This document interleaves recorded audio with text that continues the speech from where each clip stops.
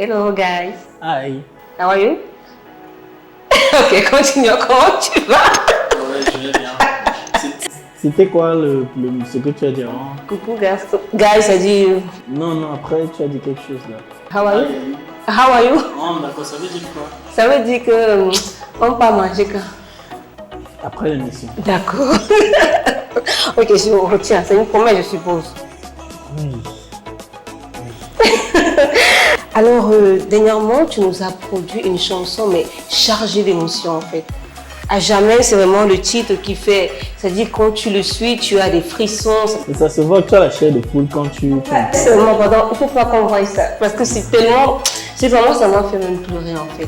C'est une chanson qui parle d'un amour éternel, si je ne me trompe pas. Ouais, d'un amour infini, d'un amour à jamais.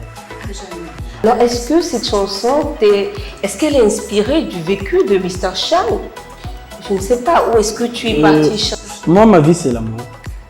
Mon quotidien, c'est l'amour. Que ce soit l'amour fraternel, l'amour filial. Moi, je vis de l'amour. Donc, je peux dire que c'est quelque chose qui me concerne personnellement, dans le sens où, voilà, moi, j'aimerais donner de l'amour au monde entier. Parce qu'il y a trop de tensions, il y a trop de guerres, il y a trop de prises de tête. Non, il faut s'aimer, il faut faire l'amour. Faisons l'amour, mais pas la guerre. Non, il faut donner de l'amour. C'est pas ce que moi je voulais dire. C'est pas ce que moi je voulais dire. C'est toi qui as dit. Alors, dis-nous, comment s'est passée la collaboration avec Charles? Superbe. C'est une collaboration qui s'est faite naturellement. Je pense que pour des fans, pour des amoureux de la bonne musique, pour des amoureux de la musique de l'âme, c'est quelque chose d'assez fluide. Le message est assez porteur. Ça se sent que c'est quelque chose qui s'est fait de manière naturelle. On n'a pas forcé. Exactement. Voilà. Ce que tu veux savoir, c'est comment ça s'est fait. Charlotte, ça fait exactement 2 ans aujourd'hui que l'on se parle. Et à la base, il était question qu'on fasse une chanson qui a été faite. Mais je me rappelle, il y a une période où j'étais au Togo et Charlotte était au Burkina Faso. Et elle me disait que la musique est hyper belle. Et tous deux, on a été unanimes sur le fait qu'il fallait qu'on en fasse une autre. C'est de là qu'on a fait À Jamais. Voilà. Donc À Jamais, elle est de cette pertinence que voilà, si on faisait quelque chose de plus doux, on allait ressortir quelque chose de plus sensible. Voilà. Alors, dis-nous, est-ce qu'à part Charlotte Ipanda, il y a une autre voix féminine de la musique camerounaise qui t'inspire, qui t'attire en fait, ou un autre featuring? Mathieu, je sais pas, mais pour un autre featuring. Bon, déjà au Cameroun, on a beaucoup de filles talentueuses. Il y en a tellement, il y en a même qu'on ne connaît pas. Voilà. Moi, je connais par exemple une fille qui s'appelle Malvina. Elle était dans un groupe qui s'appelait Malvina Sisters à l'époque. Elle chante super bien. Je pourrais bien collaborer avec elle. On a Daphné, on a Muriel Blanche, on a Blanche Bailey, on a Mimi, il y en a tellement. Et moi, ça me ferait plaisir de collaborer avec l'une comme l'autre. Voilà, je ne suis pas fermé côté collaboration. La musique, on doit la partager. Et même c'est dans la région, dans le style Bikoutsi avec... Même si c'est dans le Bikoutsi, si Lady pense aujourd'hui, je la rencontre et qu'il faudrait qu'on collabore, on va trouver le juste milieu. Charlotte, en principe, ne faisait pas de l'afro-pop. Moi, je l'ai amenée dans mon univers. Elle est entrée comme si c'était le sien. Donc, je pense que Lady Ponce, Mani Bella, Coco, ce sont de très bonnes chanteuses. Elles peuvent s'adapter. Tu vois, on en a tellement. Alors, Mr. Cham, qu'est-ce que ça fait, qu'est-ce qu'on ressent en termes d'accomplissement personnel lorsqu'on produit un hit comme À Jamais, qui est accueilli par des Camerounais et même hors de nos frontières, par des hommes et des femmes amoureux de la musique? À Jamais, c'est une musique, comme je te l'ai dit tout à l'heure, c'est une musique qui est venue spontanément. Elle était trop belle quand j'avais fait l'instru, parce que c'est un instru qui chômait dans ma machine. Elle chômait dans ma machine, mais je savais qu'avec ça, j'allais faire un carton. Tôt ou tard, quand j'allais trouver l'inspiration, il fallait. Et le déclic est parti du fait que Charlotte m'a dit, voilà, faisons quelque chose de plus beau. Je me suis dit, mais attends, j'ai quelque chose. Étant au Togo, j'ai eu l'inspiration de À Jamais. Et je suis rentré, j'ai ouvert l'instru, j'ai commencé à chanter. Voilà, donc c'est une énorme satisfaction, Michel, que voilà, tu passes comme ça dans la rue, tu entends ta musique en train de jouer, que tu te réveilles, tu allumes ta télé, elle est en train de jouer, tu as des gens qui t'envoient des statuts, il y a des couples qui célèbrent le plus beau jour de leur vie avec ma chanson, mais attends, je n'espère pas mieux. Moi, je suis un chanteur d'amour, un chanteur de love. Voilà, donc c'est ma plus grande satisfaction. Un amoureux de l'amour. Je suis le chebandi. Non. Non, toi aussi. Je ne suis pas le Daïchi. Respectez les gens. Parfois, on m'appelle l'arnaqueur. Alors, Mr. Chandino, est-ce que tu prépares une autre bombe atomique comme À Jamais? Bombe atomique, je ne sais pas. Il y a beaucoup de belles musiques dans mon sanctuaire, dans mon lac. Je suis peut-être sur le point de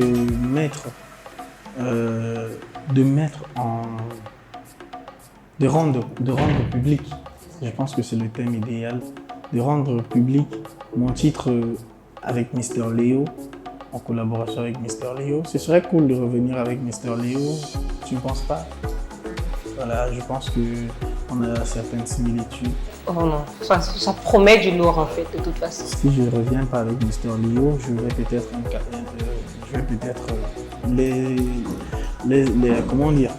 peut-être les séparer d'une autre chanson, un single.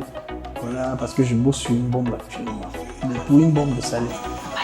Et mais laisse-moi te dire que c'est pourquoi j'ai commencé à douter, mais est-ce que je sors Léo maintenant?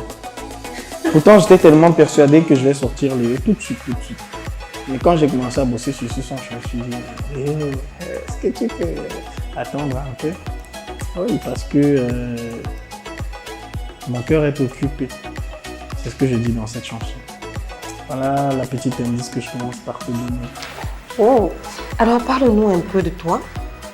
Lorsque tu manques d'inspiration, tu te tournes vers qui? Tu vas où en fait? Quand je manque d'inspiration, je dors. Parce que généralement, on s'inspire des faits, on s'inspire du vécu. Mais curieusement, chez moi, il y a des chansons qui me viennent spontanément. Je peux faire un instru et il est tellement beau, je ne sais pas quoi chanter dessus. Et un jour comme ça, je peux être en train de prendre mon bain, un refrain me vient à la tête et ça cadre avec l'instru. Ouais, spontanément, tu vois. Et à partir de là, je peux trouver une histoire, je peux trouver quelque chose de concret que je peux partager avec les gens. Exactement.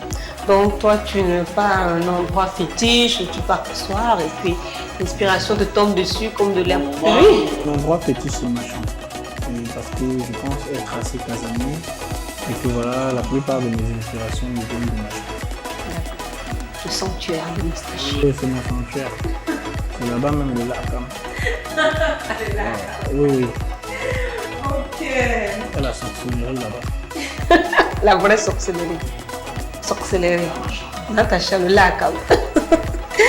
Alors, Mr. Ch, dis-nous, le titre À Jamais, est-ce qu'il s'inscrit dans un projet d'album ou c'est juste un single? À Jamais, c'est un single.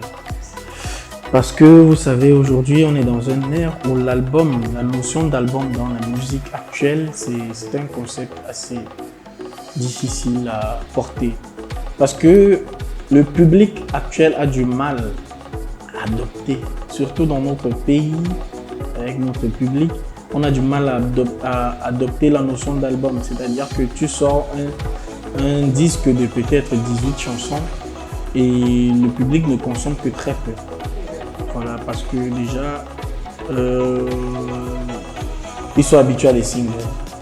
Voilà, c'est pour ça que À Jamais n'est pas compris dans un album, mais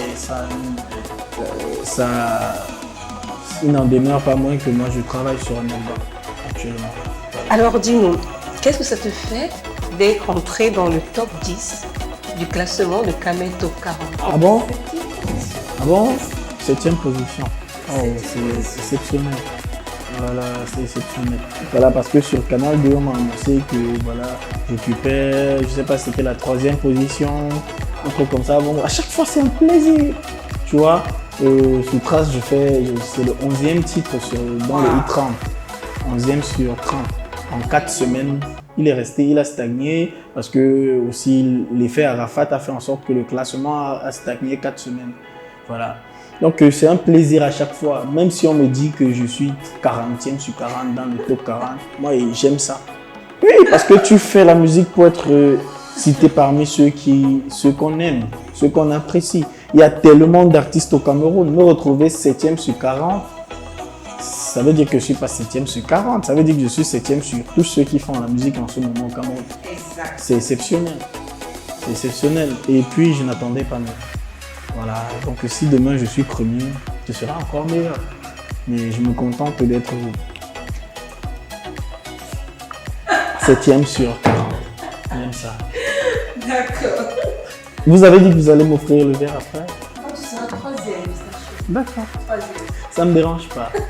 Je vais me contenter de voir ce qu'il y a dedans. En attendant. En attendant. La patience obtient tout, comme disait. Voilà. D'où vient ta point à qui c'est attend? Alors, Mr. Chan, l'Afrique vient de perdre une légende de la musique. Comment on appelait encore son style? Du coupé-décalé. Voilà, du coupé-décalé.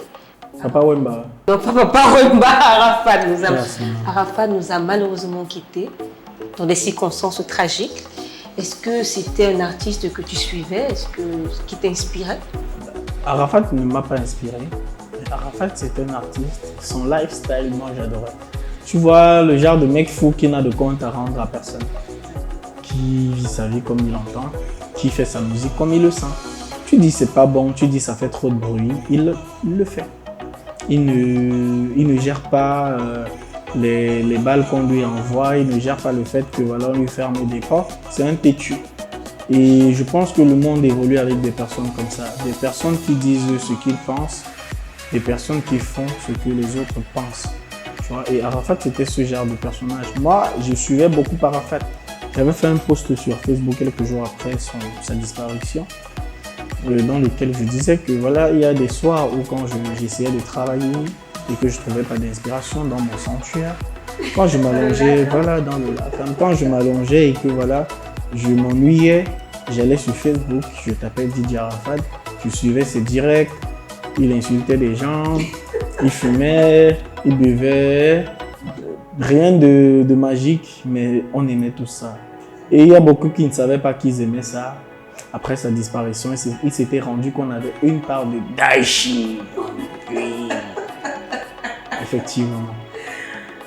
Et je me suis rendu compte que j'aimais vraiment cette personne. Alors, Mr. Chan, tu es quelqu'un qui fait énormément pour l'amour, pour la beauté. Pas énormément, j'essaie. Disons que tu poses ta petite pierre dans ce grand édifice, voilà, pour toujours renforcer le sentiment amoureux entre deux êtres, entre une maman, un enfant, entre un homme, une femme, vraiment. Tu as dit que je suis dans tout type d'amour, Eros, Agapé, et l'amour fraternel, entre autres. Alors, qu'est-ce que tu aimerais recevoir en retour? Tu as parlé de la pierre dans l'édifice. J'aimerais juste que cette petite pierre soit la principale de l'angle.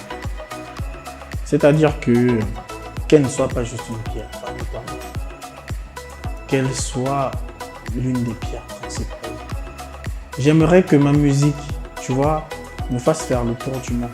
Pas parce que j'aimerais entrer dans l'avion faire les photos, mais parce que j'aimerais partir partout, prêcher l'amour, prêcher la paix, prêcher la bonne humeur. Voilà, ma plus grande récompense serait de toucher les plus d'âmes aussi. Le messie de l'amour.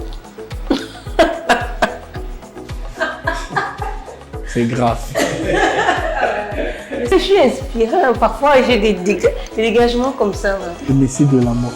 Alors, Mr. Shine, alors on arrive déjà au terme de cette émission. Déjà? Déjà, malheureusement. Toutes les bonnes choses ont une fin. Malheureusement. Alors, avant de nous séparer, est-ce qu'on aimerait que tu nous dises un mot pour Kamet au 40? Kamet au 40 est une initiative que je veux. Elle est super professionnelle. J'arrive pas à comprendre comment vous parvenez à réunir autant de personnes pour une émission, pour ces petits personnages comme moi. Il y a très peu de plateformes au Cameroun qui permettent à des artistes comme moi de s'exprimer, de dire ce qu'ils sont, ce qu'ils aimeraient être, de dire ce qu'ils pensent. Alors à chaque fois que j'ai l'honneur d'être invité sur un plateau comme celui-ci, c'est un honneur. Donc à mon petit niveau, je vais essayer d'apporter ma petite contribution pour qu'elle aille encore plus loin. Voilà, elle est comptée dorénavant parmi les quelques plateformes qu'on nous offre au Cameroun. Je vais dire merci à tous ceux qui sont tapis dans l'ombre pour faire monter cette plateforme artistique et culturelle. Voilà, je vous dis merci d'avoir pensé à moi. Je vous dis merci de m'avoir offert cette tasse. Bon, quand je serai troisième. Je vous dis merci d'avoir allumé la clim. J'ai pas chaud. Voilà, c'est très bien, vraiment, c'est professionnel et j'aime ça. Merci à toi, Michel. Merci à toutes les 7 personnes qu'il y a derrière la régie. Merci à vous. Merci Didier. Ouais, merci frérot. Ouais, c'est la famille, j'aime ça. Tu vois, il y a carrément 9 personnes qui sont en train de travailler comme ça là. Et c'est quelque chose qu'il faut louer. Et j'aime ça. Merci pour la culture. Kamet au 40, c'est magique. Moi, j'adore. Alors, Kamet au 40, c'est magique. C'est sur ces mots que nous allons nous séparer.